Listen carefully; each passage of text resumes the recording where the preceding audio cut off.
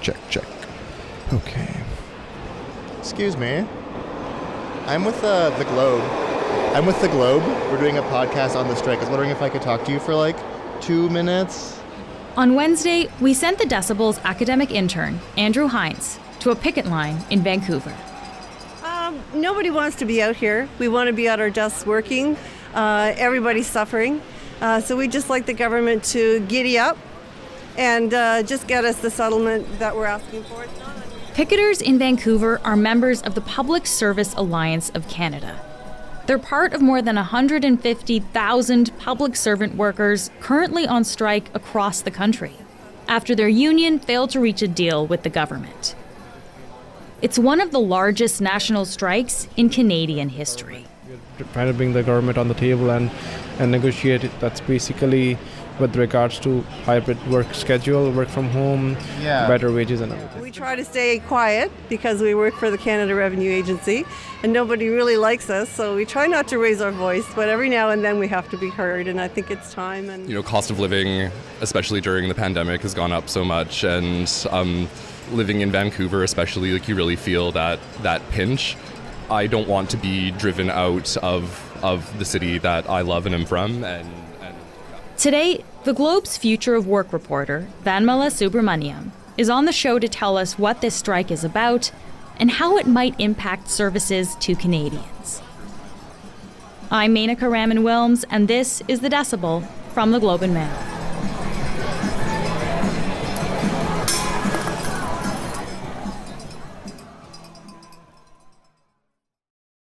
Vanmala, thank you so much for joining me today. Thanks for having me, Menaka. So we're speaking on Wednesday around 2 p.m. Things are moving pretty fast here. So I just want to start with who is on strike before we get into some of the details here. So Vanmala, who exactly does this union represent? The Public Service Alliance of Canada is the biggest federal public sector union in the country. So essentially it represents federal public servants, mostly people who work in Ottawa, but also spread across other provinces. In this particular dispute with these 155,000 workers on strike, they're called the core public administration arm of the government. So it's not a particular department or agency. It could be admin staff spread across, say, the Canada Revenue Agency or Immigration Canada or, passport processing officers. Okay. And as you said, these are employees that work in many different locations across the country. So on the ground, what is this strike actually looking like? So the morning of Wednesday, picket lines were set up across, various government buildings in Ottawa and certain federal buildings in other provinces. And what a strike entails is workers are supposed to do shifts at the picket line. So, the union has told workers spend 4 hours a day standing at the picket line, showing your support for your union, saying no to, the current wage offer that the government has offered, which we'll get into later. And essentially that becomes the duty of the worker as opposed to their regular job. And they're also compensated differently for it. So they'll be on strike pay, which is much less than what they currently get paid for the most part. It's $75 a day, capped at $375 a week. Even those who work from home are expected by the union to be on the picket line, showing support for their union and other colleagues. Okay, so even if you're a remote worker, you have to be on those picket lines. Do we know how many picket lines are established across the country? Yeah, so as of yesterday, the union said 250 picket lines across the country. But I think what's really interesting here is that you have all of the big bargaining units in this union, and really almost all of the members of this union on strike. In many cases, when we see strikes, we see certain bargaining units within unions that go on strike, not what you call a national general strike, where you see, everyone at the table with the government sort of pull out and go on strike. So I find that quite fascinating this time around. Yeah, for sure. All right, so that's the WHO that's on strike. But let's actually talk about the impact that this might have on the lives of Canadians. So what are some of the changes that we're seeing that people might notice? Yeah, so essentially, if you are filing your taxes, and keep in mind that the tax filing deadline is near, it's May 1st, 35,000 Canada Revenue Agency workers are on the picket lines. They're striking. And so the government has said, if you submit your tax returns by paper, you might expect delays in those returns being processed, whether or not you owe or you're expecting money. If you file your taxes electronically, however, the government has kind of reassured Canadians that that process is pretty automatic and it'll be seamless throughout tax season, which is kind of why they are not pushing back the tax deadline. Yeah, that was a question for some people, right? They thought, okay, maybe we'll get an extension this year, but the answer is no on that then. Yeah, absolutely. I think some people were banking on it because they hadn't done their taxes, but no, we're not getting a tax extension deadline. So call center workers who are part of the federal public service are going to be on strike. So, not just tax related phone calls that you might make, but, phone calls to Service Canada or to the immigration office. You can expect longer than usual wait times on the phone because there'll just be fewer workers working these jobs because many of them will be on the picket line. The other big thing, Menaka, which we just found out today, is that passport processing will only be limited to Canadians who need passports for humanitarian or emergency travel reasons. So if you are just someone who in the last minute needs to get your passport renewed for a vacation you've booked, you are quite out of luck because the government has made it clear that, they're not going to be prioritizing those people. Passport services have already been quite backlogged. So I think that is an impact that Canadians are really going to feel if you are about to travel. Mm-hmm. Right. Okay, so let's get into this, Vanmala. Like, what's at issue here? What are the main sticking points in the negotiations that actually led to this strike happening? So in this particular round of negotiations with both these sides, the two sticking points are wages and actually remote work language, which I'll get into. On the wage front, the union's argument is we're asking for are wages that match inflation. And as your listeners might know, we have been in a pretty high inflationary period for the last, say, 1 year, 3 months. Inflation has started going down over the last 2 months, but, the union is kind of playing catch up here because they're negotiating for a back pay of wages dating back to 2021 for that collective agreement. Mm-hmm. So what the union is asking for, just to kind of distill it down into actual numbers, is 13.5% of a wage hike spread over 3 years for about 120,000 of their workers at the bargaining table, excluding Canada Revenue Agency workers. Okay. What the government has offered is a 9% wage hike spread over 3 years.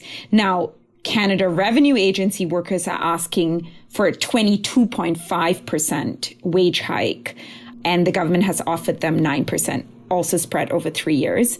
So you can see on both negotiating tables, both sides are pretty far apart still on the issue of wages. And that it remains the most contentious part of these negotiations. And workers are fed up. Workers are frustrated. And workers are saying, enough is enough. We're not going to take the garbage anymore. Can I also ask you about remote work, though? Because you mentioned that's a sticking point as well. So what's going on that front?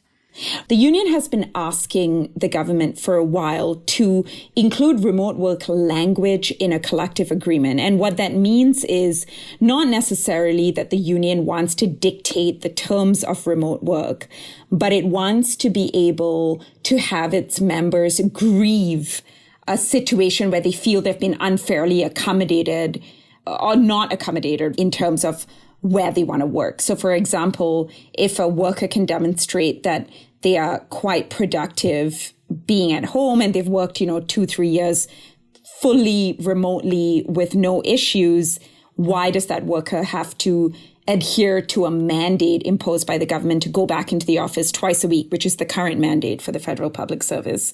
Remote work for unions has become a sticking point in negotiations, not just this union, but, I've seen it in other private sector unions where they want to address it in the collective agreement. And this kind of, sort of provision was never addressed in collective agreements because we just, never went through a period where we could all work from home.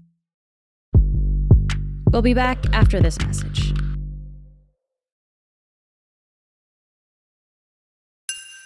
Vanmala, can you help me put these demands in context? So when we're talking about remote work and then also the wage increase, the 13% that the union is asking for, are these demands a lot to ask for? Well, that is, it depends who you ask. So, all right, I guess the way for your listeners to understand it is to look at it in the context of inflation. So unions usually, when they're at the bargaining table, they ask for wage increases in line with inflation.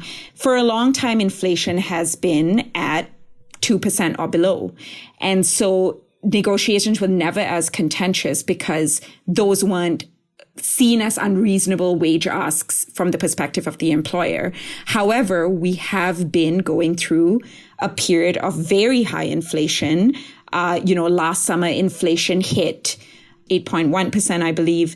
And so the union is essentially calculating the lost income that its members have experienced in their purchasing power over a period of a collective agreement, which in this case, we're talking about securing a collective agreement for 2021, 2022, and 2023. So this would be kind of retroactive, essentially. So they're saying, to go back to those years. Absolutely, you're right. Well, let's talk a little bit about the government then, because we've talked about the union side of things. The government side is represented by the Treasury Board of Canada in these negotiations. So, Vanmala, what have they said and the representatives said about why a deal wasn't reached by Tuesday night? So the government's perspective on this is that they have presented a very fair offer.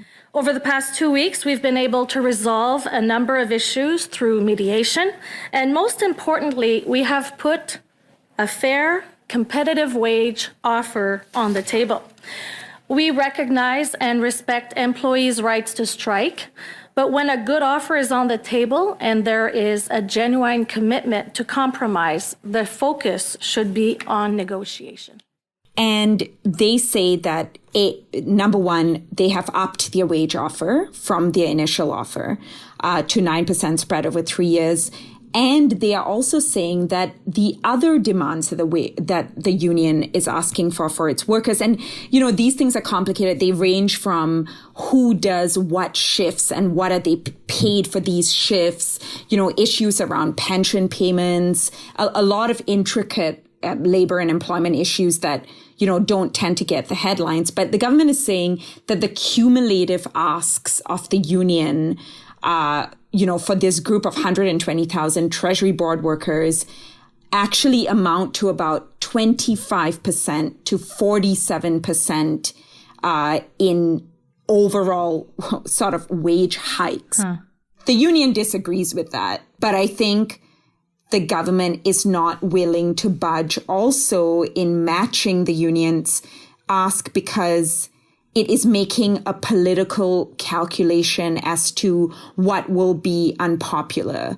Will it be unpopular to give public sector workers what the public might deem too high a wage increase, given that Canadians themselves, taxpayers, have been going through a decline in purchasing power because of inflation. We're all workers after all.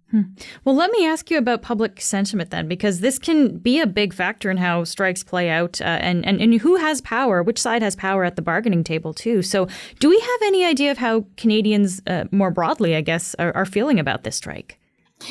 Because the strike is in day one, we're in Wednesday right now, we don't have any polling that I'm aware of that gauges sort of public sentiment and more specifically public sympathy towards striking workers. But I can give you some context on this, Menaka. So please. Back in last November, the QP education workers, so Canadian Union of Public Employees, also public sector education workers in Ontario, they were threatening to go on strike. And what happened in that case is there was a lot of public sympathy for these workers because you could identify with them. You knew who they were. They were education support staff for the most part. I think it will be more difficult for the Canadian public to be sympathetic to workers they can't really relate to. And you might see that being reflected in any kind of polling or, sort of overall sentiment towards these workers. But, that remains to be seen. The labor movement has experienced a huge surge over the last, 1.5 years. People have, generally been more sympathetic towards unionizing, striking, things like that. So there's a difference between these workers striking and I think what we saw back in November. So now that we're in this position, Vanmala, what are the next moves here for both the government and for the union? What could happen now? Right. So a couple of things could happen. First of all, the government could come back to the union and say, look, here's a new proposal on all of these issues, including a further wage hike. They could reach a deal. The second scenario is the strike continues. Both sides don't budge in the office. The union doesn't lower their offer. The government doesn't increase the offer. And we could see a strike go on to the point where the government might decide, hey, I want to invoke back to work legislation, which means that they will have to table a bill, get the bill passed, and which would subsequently force a contract upon these workers that force them back to work, or the union and the government will get into what you call binding arbitration, where they hash out all the details of how to come up with a new collective agreement in a tribunal. So the back to work legislation outcome, it remains, sort of possibly quite unpopular, given that the Liberal government has allied itself with the NDP. And the NDP has vocally said multiple times, even this morning, that they will not support any kind of back to work legislation, meaning that the Liberals will struggle to get the bill passed in Parliament. I know it's just the first day of this strike here, Vanmala, but are there any indications as to how long this actually might go on for? That's hard to tell. I mean, some context of this, in 1991, there was a federal public workers strike that lasted about 3 weeks, and it ended when then Prime Minister Brian Mulroney, a conservative prime minister, forced workers back to work with back to work legislation. There was another smaller strike of public sector workers in 2004 that ended, within a few days after they reached a negotiated settlement. What's interesting is that when union members voted for the strike, they voted in a very, very overwhelming way, where over 90% of public service workers, part of PSAC, voted for a strike. So I think it's some sort of leverage for the union to keep going in the strike. Okay. And just very lastly here, Vanmala, I mean, since you're the Future of Work reporter at the Globe, I want to ask you kind of about the big picture here, because I'm wondering if this big of a strike, this is a significant number of people on strike, if this signals anything in terms of, I guess, the overall strength of unions in 2023. Yeah, I think that the labor movement has undergone a very significant change in the last 1.5 years because of inflation, I think, and the pandemic. So I think people have realized, for the most part, that their relationships with their jobs have potentially changed. There's more interest in unionizing, although that is not yet being reflected very tangibly in the data.